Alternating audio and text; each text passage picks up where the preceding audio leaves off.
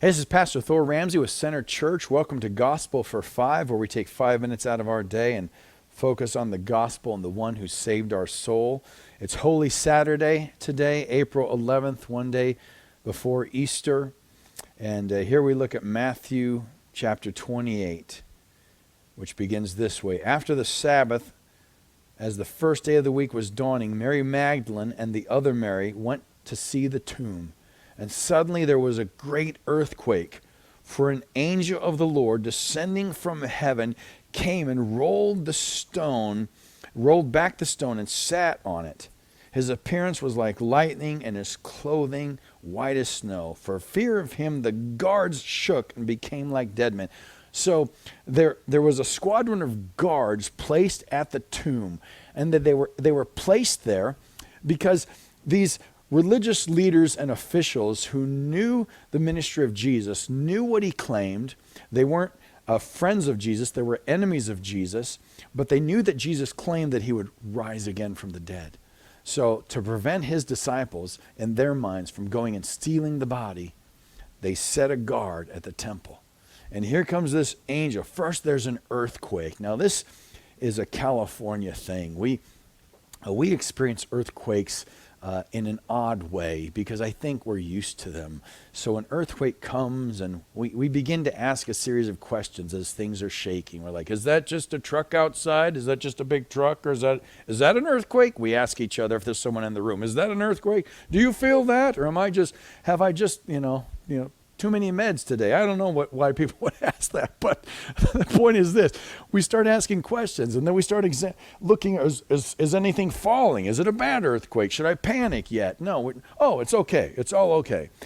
So that's kind of a California thing. But in this case, there's fear, not just because there's this angel coming down who's bright white light and rolls away the stone. The guards act like dead men.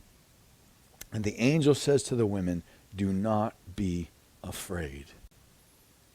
That's the hope the resurrection of Jesus Christ brings. It's a true and real hope where in our minds and hearts, we do not have to be afraid. I know that you're looking for Jesus who was crucified. So is that your life right now? Even maybe you know Jesus, but he feels far away from you. So you feel like you're in your soul, you're lurching out, you're crying out, you're searching for Jesus, even though you're a Christian, but he's right there. He's with you, and he says, do not be afraid. He's with you. They say to them, the angel says to the women, he's been raised. As he says, come and see the place where he lay. And I love that. The angel invites them to investigate. And that is the Christian faith. The Christian faith has never been a private faith between you and God alone. It's a public faith. Jesus' ministry was public. He was crucified publicly. He was raised from the dead. And an angel comes down before these official guards and tells the women, come in and investigate and examine what's going on. This is not a blind leap of faith. God has left us evidence. God has spoken to the world. God has given us prophecies. He's given us a book, a word of his own to examine that we can see for ourselves. This is so. This is true. Come and see the place where he lay. The Christian faith, again, is not a blind leap in the dark. A blind leap in the dark is a leap into ignorance. And God, being rational and reasonable, doesn't require us to blindly leap.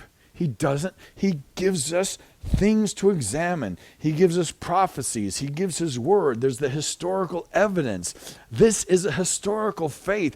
Christianity is not based on a set of ideas. It's based on a set of circumstances, of events, the life, death, and resurrection of Jesus Christ. Come and see where he lay. You can examine it, and God himself will show you and verify everything he's given that we might believe. This has been Gospel for Five.